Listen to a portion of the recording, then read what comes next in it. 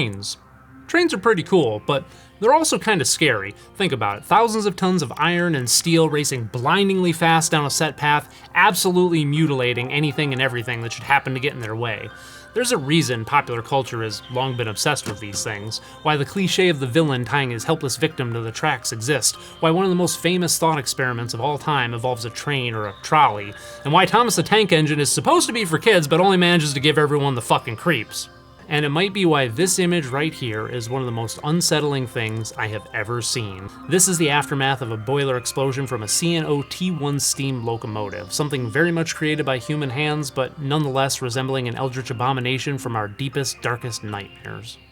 Trains are scary.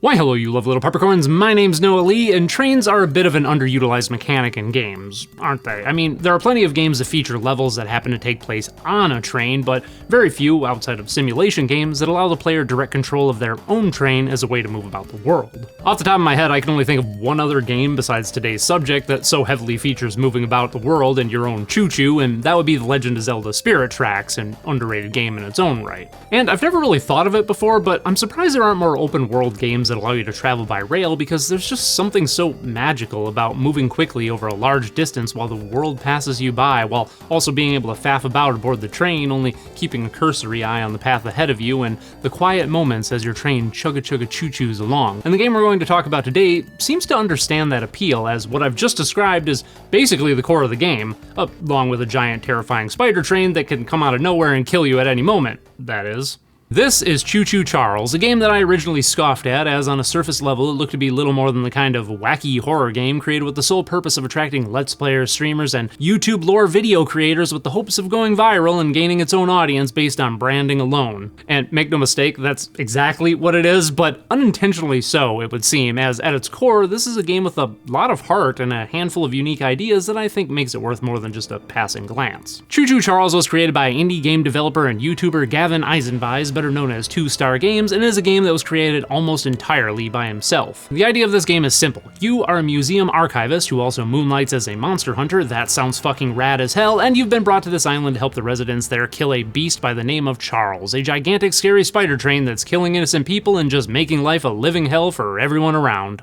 Side note for the potential ferroequinologists in the crowd, I'm quite aware that it's technically a giant spider locomotive or engine, not a giant spider train, because a train is a locomotive plus all of its rail cars, and this is just the engine portion, but I'm gonna keep referring to it as a giant spider train throughout the course of this video because I'm not a douchebag. To do this, you'll have to take control of your own, unfortunately not sentient, train and travel all over the vast open world, meeting with the few remaining survivors of this land and upgrading your train's weapons, speed, and armor to finally take the beast down once and for all. And that's basically the entire game in a nutshell. Simple, short and sweet, but surprisingly effective. The idea is that you need lots and lots of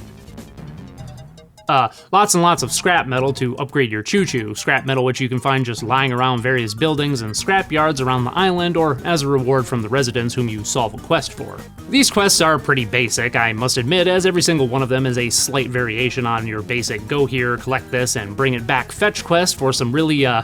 interesting people. I need my pickles! I ate the last jar of pickles I had in my house! And there's only one jar of pickles left on the island! So you may have noticed that the people in this game kinda look like shit, and the way that the camera hyper zooms into them as they stare into your soul and wiggle about without moving their lips as they speak is more than a little off-putting, but I get the feeling that this was an intentional design choice, however, as it's very clear to me that Choo-Choo Charles is trying to function in the same vein as campy B games like Cry of Fear and Weeping Falls Massacre, rather than from a lack of technical ability on the part of the developer, as the rest of the game looks pretty stellar in a drab, low-budget sort of way. I do, however, feel that the wonky character models fit very well into this world and go a long way towards unsettling the player, but part of me wishes that 2-Star would have stuck with these billboarding 2D residents that he had as placeholders and early trailers for this game, as they're far more visually appealing, but admittedly they don't fit quite as well into the game world and sort of clash with Charles himself, so I can see why they were changed to these monstrosities. Though I do have to admit that the voice acting in this game is really well done, much better than a lot of AAA games released nowadays, actually. All the voice actors are hamming it up for sure, but you can just tell tell that they've got some really stellar vocal chops under their cheesy performance that they were almost certainly instructed to give. I like it. And speaking of monstrosities, there is of course the star of the game, the titular Choo-Choo Charles, whose brilliant character design simply can't be overstated. Just look at this horrifying thing. It's beautiful. What an ingenious design for a monster. Unlike your train, which forces you to stick to the rails laid over the island and stop at switching stations to change the course you travel upon, Charles is able to move freely over the island and can show up at any time with only a quick whistle off in the distance to let you know that he's seconds away. Whenever Charles shows up, you must quickly hide in one of several buildings scattered around the island, or make it back to your train, start it going down the tracks, and then take control of your mounted weapon on the caboose to battle him as he chases you down. After dealing enough damage to him, eventually he gives up and goes away, and you're safe for a little while longer. Or he'll kill you and you'll respawn wherever your train happens to be. That'll happen too. And this unfortunately brings me to a bit of a flaw with this game, in that most of the island can only be reached on foot, as the train tracks only surround the island and cut through it in just a handful of locations, and most of your fetch quests force you to travel inland through large open plains where you're easy pickings for our monster. This does give the game a lot of its tension, for sure, as Charles can show up at any moment, but because you only have about 5 seconds to react after hearing Charles's whistle, you just don't have enough time to make it back to your train or find a building to hide in a lot of cases, and you're pretty much dead. Thankfully, the penalty for dying is only losing a handful of scraps, but it does kinda suck when you don't even stand a chance against running from Charles, as he's just so fast that there's no way to avoid him unless you're already on your train or in a building or very close to it when he appears. Though, to be fair, there are plenty of vantage points for you to scout out the area prior to you heading out into the open, and Charles can be seen from a very long distance away, so on my second playthrough I was more easily able to scout ahead and plan my route, as I had already gotten a feel for how Charles moved about the island and how fast he was relative to myself. But on my first playthrough, yeah, he caught me by surprise several times, though I think it was mostly my fault for being impatient. Another thing that this game does really well is its pacing and its art direction. The quiet moments on this dark, rainy island in between attacks from Charles really allow you to take in the atmosphere and realize just how well constructed of an open world this really is, which again is made all the more impressive when you remember that it was created by a single person. This world features a lot of cresting hills, rocky terrain, beaches, ravines, valleys, rivers, and ponds. Much of the foliage is constructed from the same handful of 3D assets, but are placed with such nuance and precision that it never takes you out of the experience. There are locations on the map that the quests will never take you to, but nonetheless feature scrap metal and journal entries from former residents for the player to find if they're willing to take the time to explore. Every texture also has these scribble marks all over them, as if this world was created by some child god overhead who was just playing around without any real goal in mind, coloring outside of the lines just because they can. This scribble art aesthetic is also very reminiscent of the developer's previous game, My Beautiful Paper Smile, and it's great to see them translate such an art style to a more realistic 3D world, finding a balance between these messy scribble aesthetics and some sense of photorealism. This gives the game a sort of childlike feel to it that has been corrupted and made eerie as only the more objective eyes of an adult can make it, evoking the same uncanny feeling one gets when looking at children's media one used to find endearing, like Thomas the Tank Engine, but now being disturbed by its very existence. The moments in between attacks from Charles are what really sold me on this being more than just the kind of YouTube bait that games like this typically end up being, as its horror is far more subtle than you would expect a game about a giant spider train to be, and just giving the player a moment to breathe before the inevitable tension of a looming attack from Charles creeps back into your subconscious really creates an atmosphere that's uniquely its own. And as much as people tend to write off fetch quests and games as the developer being lazy, they sort of fit really well into this style of game and reinforce the tension at the heart of running through an open plain knowing that at any moment you could be run down and killed. The battles with Charles as he chases you down the tracks are also really fun, as Charles is just absolutely relentless and takes quite a bit of damage before he finally retreats, while each of the 4 guns you get, a small machine gun, a large machine gun, a flamethrower, and a rocket launcher, all have their own unique feel and pros and cons to them, and depending on your playstyle can work better or worse in any given situation. Unfortunately, not all the game fits as well as the aspects I've just mentioned. The biggest of these issues would be the addition of cultists, armed mask-wearing worshippers of Charles, or more accurately, employees of the owner of the island who wants Charles alive for some reason, who can only be dealt with by running or hiding, as you have no way of defending yourself unless you're on your train,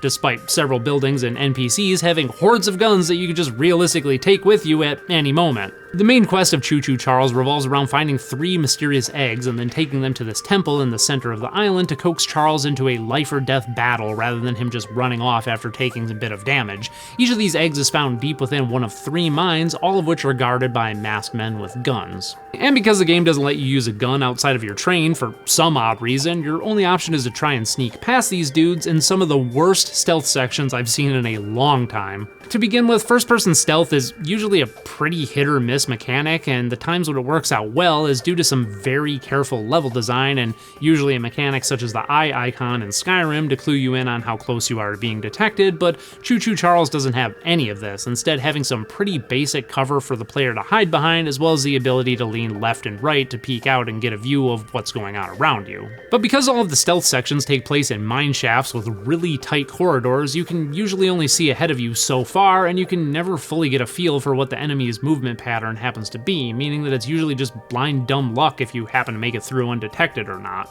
And when you are detected, man, will these guys just chase you to the ends of the earth. It isn't like most stealth games where if you mess up, you just need to back up a bit and find a spot to hide and then wait for things to calm down. Instead, you basically have to run all the way back to your train while being shot at so you can finally kill the guy that's following you and then run all the way back to where you were detected and try again. Or you could just do what I did and run in like a madman, grab the egg and then fuck off at the speed of light and then just kill all the cultists that happen to follow you back to your train. That works too, and it's actually a lot more fun. So yeah, as much as I like this game overall, the stealth mechanics are pretty bad and best avoided entirely in my opinion. And that's kind of a shame because the rest of this game's constituent pieces fit together so well and craft such a strong atmosphere that to have such a large chunk of the game stand out like this only goes to harm the overall experience. Personally, I wish the developer would have allowed the player to have a gun with them at all times, even if it only had limited ammo, and then increase the number of cultists so that you could have a few shooting segments here and there, as I think that would fit much better with the rest of the game. You could even develop this further and maybe make it so that gunfire draws Charles's attention, which would add a little bit of a risk-reward mechanic to using your gun. As it is, it wouldn't take much to fix this up, so maybe a patch could do the job in the future, who's to say? Despite this, I'm still going to give this game my personal recommendation, as I think there's quite a bit to like about it, and I'm hoping that a sequel will come along and be even more fleshed out and further expand upon the things that the game does well. For example, I'd love to see some more utility to using your train, like having to collect and haul a load of TNT to set a trap for the spider train, or quests that involve moving rail cars around the island as part of your fetch quests, or additional rail cars that you could add to your train that create a mobile base of sorts with maybe NPCs that act as merchants or craftspeople that come along with you on your journey, providing you with weapons and armor to make on-foot survival more likely, or add some light strategy elements in and position other survivors on weapons to help defend your train from an inevitable attack. There's a lot you could do with this core idea, and I hope it's expanded upon in the future. From the looks of things, Choo-Choo Charles has been getting pretty bad reviews from mainstream reviewers and critics, and I think that's a shame because to me, it shows how much these people equate polish with quality while highlighting a misunderstanding by mainstream audiences as to just what kind of game this actually is. I get the feeling that because it's so graphically impressive, for an indie game made by a single person at least, that it's giving a lot of people the impression that it's much bigger and more fleshed out than the experimental indie game it actually is. The game only lasts about 3 hours, which I think is the perfect length as it doesn't overstay its welcome, and I think it's the kind of game that's best experienced in a single sitting, but more than that, I just think that because of all the viral hype the game had leading up to its release, people's expectations were just too high, and when it ended up being the schlocky B game that the developer absolutely was trying to make from the get-go, I think it disappointed people. In reality, this is the kind of game that only fans of experimental indie games, like me, would typically buy and play, but now that it's getting a lot of mainstream attention thanks to YouTubers like MatPat and Markiplier, a lot more people are giving it a shot and being disappointed at its lack of content and polish, not understanding that the game was never going to be that kind of game, because those aren't the kind of games 2Star is interested in making. The man likes making schlocky experimental B games, and that's exactly what this is, and placed within that context, I think it's pretty great. Choo-Choo Charles, play it, or don't. Okay, bye!